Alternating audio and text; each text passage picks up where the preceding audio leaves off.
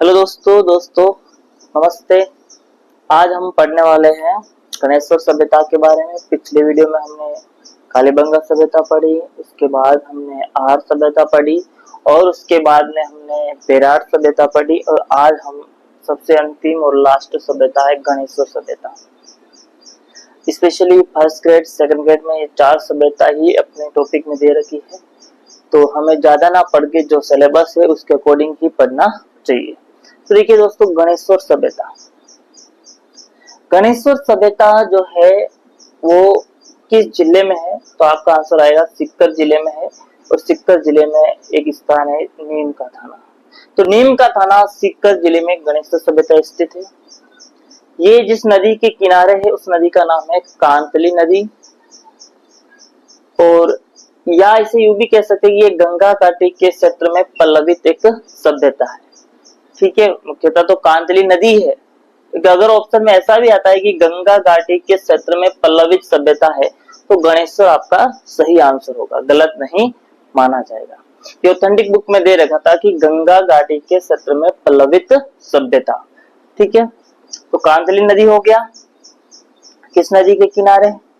अब इस सभ्यता को ताम्रयुगीन सभ्यता कह सकते हैं, यानी यहाँ से तांबे के बहुत सारे उपकरण मिले थे।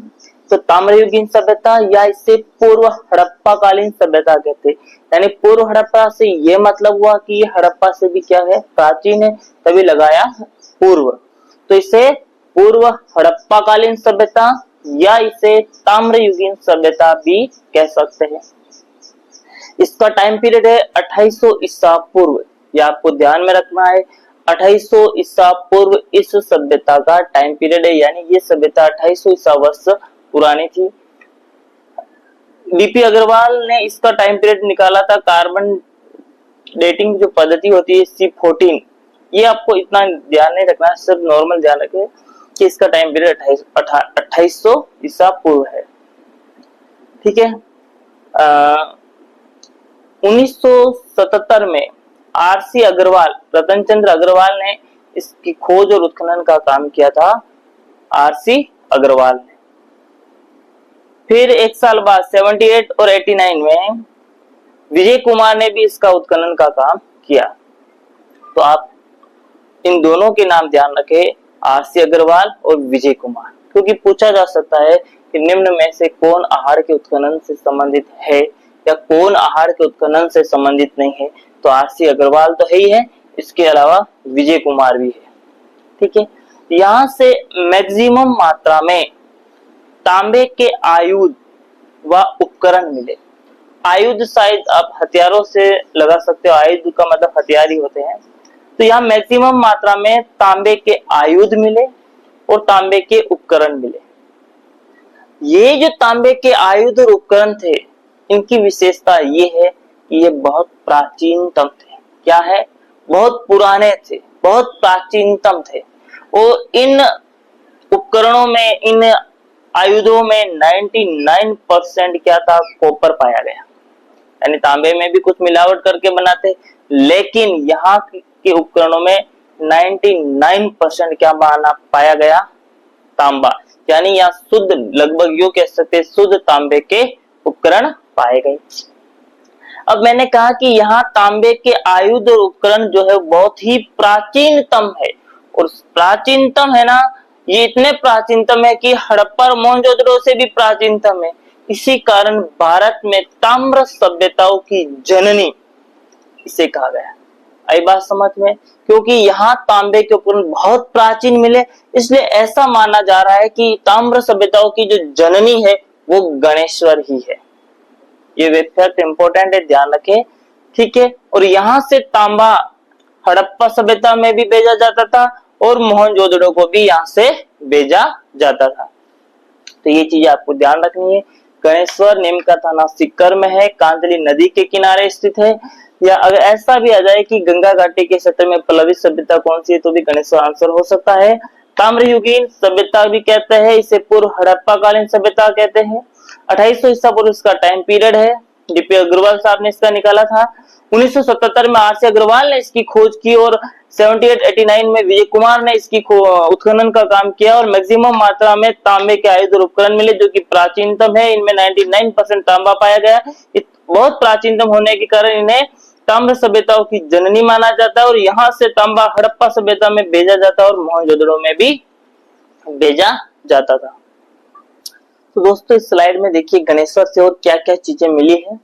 गणेश्वर से लघु पाषाण उपकरण मिले। लघु पाषाण उपकरण, लघु यानी छोटे, पाषाण यानी पत्थर के, यानी छोटे छोटे पत्थर के उपकरण मिले।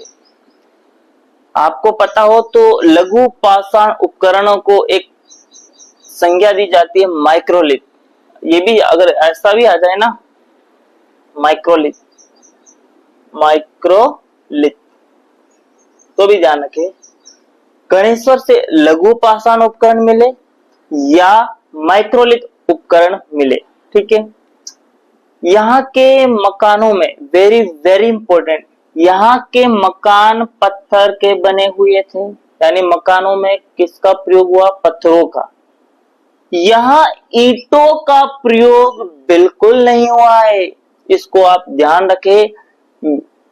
गणेश्वर सभ्यता के मकानों में ईंटों का प्रयोग बिल्कुल नहीं हुआ है, केवल पत्थरों का प्रयोग हुआ है।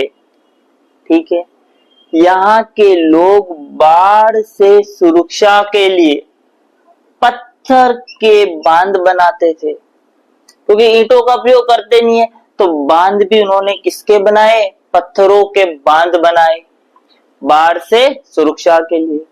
इसके अलावा यहाँ तांबे के बाण मिले, तांबे की छेनियां मिली, बाण मिला यानी हथियार हो गया ना, तांबे के बाण, छेनियां, मछली पकड़ने के कांटे, दोहरी पेचदार सिरा वाली ताम्र पीन, उस तरह के फलक, अंगूठिया, चूड़िया और विभिन्न ताम्र आभूषण, ये सब चीजें गणेश्वर से मिली है।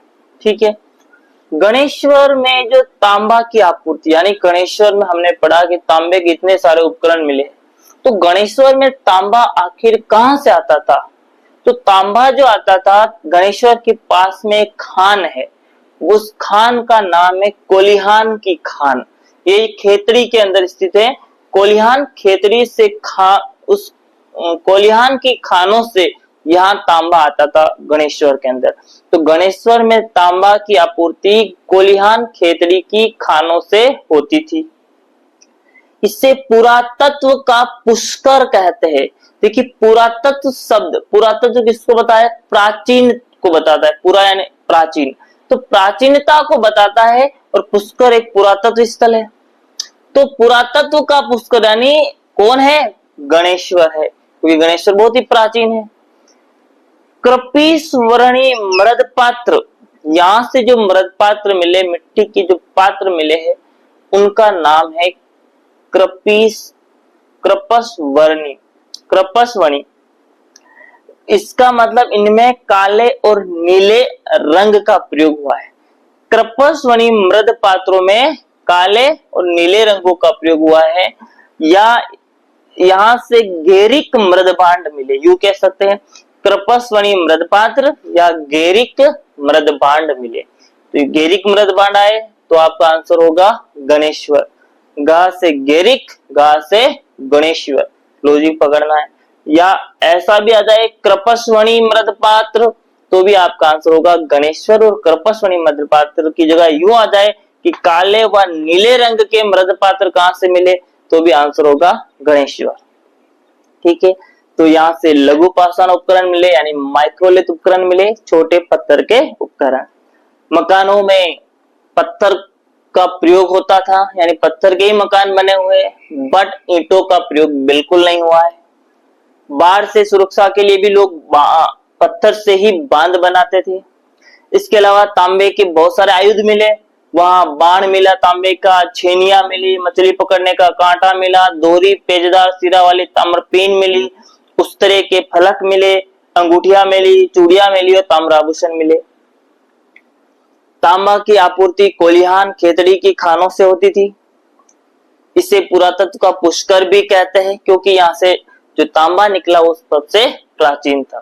तो दोस्तों गणेश्वर में कपीश्वरणी मृदपात्र मिले। कपीश्वरणी मृदपात्र यानी कपीश्वरणी बर्तन मिले।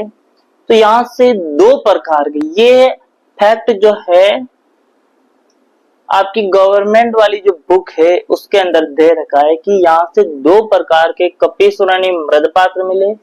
एक है हड़प्पा पूर्व संस्कृति के हल्के लाल रंग के पतले बर्तन मिले। दूसरा लाल चिकनी मिट्टी के विशिष्ट चित्रकारी वाले मजबूत बर्तन मिले, जिनमें प्रमुख है मर्तबान कलश और ढक्कन हांडी। ये मजबूत थे और किसके थे? चिकनी मिट्टी के विशिष्ट चित्रकारी वाले मजबूत बर्तन थे, जिनमें मर्तबान कलश और ढक्कन हांडी आता है। और इधर हड़प्पा पूर्व संस्कृति के हल्के लाल रंग के पतले बर्तन मिले। ये फैक्ट आपकी रसायन अध्ययन में दे रखा था, तो मैंने ये फैक्ट भी आपको बता दिया है। तो दोस्तों ये गणेश्वर सभ्यता कंप्लीट होती है। धन्यवाद।